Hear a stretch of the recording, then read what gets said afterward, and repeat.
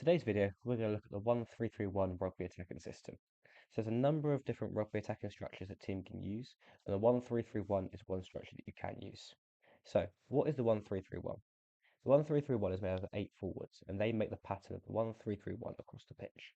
So you have 2 3 forward pods in the central areas of the pitch, and then you have 1 outside forwards in the outside areas of the pitch who work alongside the wingers on either touchline within the 15-metre channel. So you'll see how that looks across the pitch here. So you've got the flankers, the 7 and 6 in the outside channel for the outside forwards, and then you've got the rest of the forwards making 2 pods in the middle. You've got the 9 that will float to where the breakdown is, and the 10, 12, 13 and 15.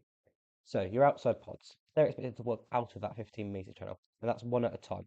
So either the outside forward or the winger is expected to work away from their channel and work to get into play. So we have 12 attacking threats at all times. They should work between the 9 and 10 channel using an inside ball off 10 or a carry off 9. So have a little look at some clips here of how that can work. So as you can see here, looking to see a breakdown within the middle, the blind side we're finding a gap within that breakdown, looking to pick on some of the slower and bigger defenders and use their speed to create space. Once again here, a lot of space around this breakdown they can look to make breaks from. This is just to add another additional attacking threat so that the defenders aren't all ready just to go up and attack our second pod or one of the boss backs, as we can see here. So what are boss backs? They're the 10, 12, 13 and 15. They control the play and structure, and they decide whether the ball is played off 9 or off first receiver. And they link the different pods and outside forwards. So the box backs are completely fluid within this structure and can choose what they like to do when and where. Make sure that we can link between the central forward pods and moving it outside to the outside forwards. And final bit of detail is the window opportunity. This is the space between the 2 pods in the middle of the pitch, and it requires depth to create the window opportunity. So as you can see, the first forward pod being the 1, 4 and 8, and the second forward pod being 3, 2 and 5. If this ball comes out the back to the 10 here from that first forward pod, the 10 needs to carry into that window to allow the pods to be linked together. So Springboks use the 1-3-3-1 attack quite often here.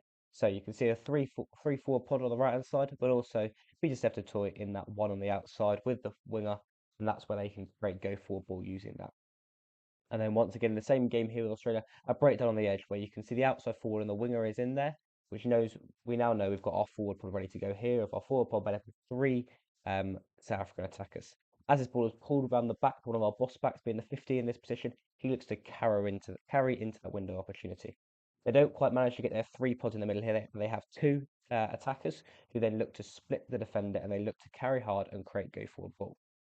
Then once again, as this ball is then found wide, you've got a lot of the boss backs, but you also see Sia Khaleesi in this outside channel with the winger, looking to create that 1-3-3-1 shape, looking to carry hard and win this contest. Ball is then popped up and flipped alive.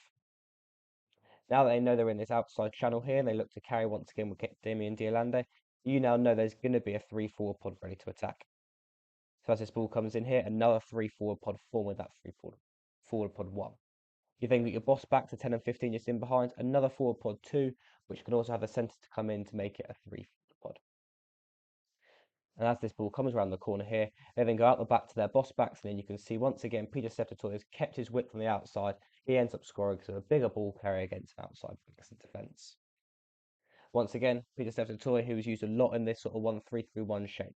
We spoke about being an impact around the breakdown. So here, he decides that he sees space around the breakdown. Australia's defence is reasonably weak here, spacing behind the ruck. He decides to carry through, give some go forward ball. And then once again, you can see the shape here, a 3-forward pod, pulling it out the back, some other forwards and also some wingers. And as you can see, once again, the winger and the outside forward and the outside. Look at this breakdown here, the ability of then having a big forward in these outside channels is their ability to clear the Australian outside backs and win that ball comfortably. So I hope that makes you understand what the 1-3-3-1 attacking system is used for and how it can work using the forward pattern across the pitch.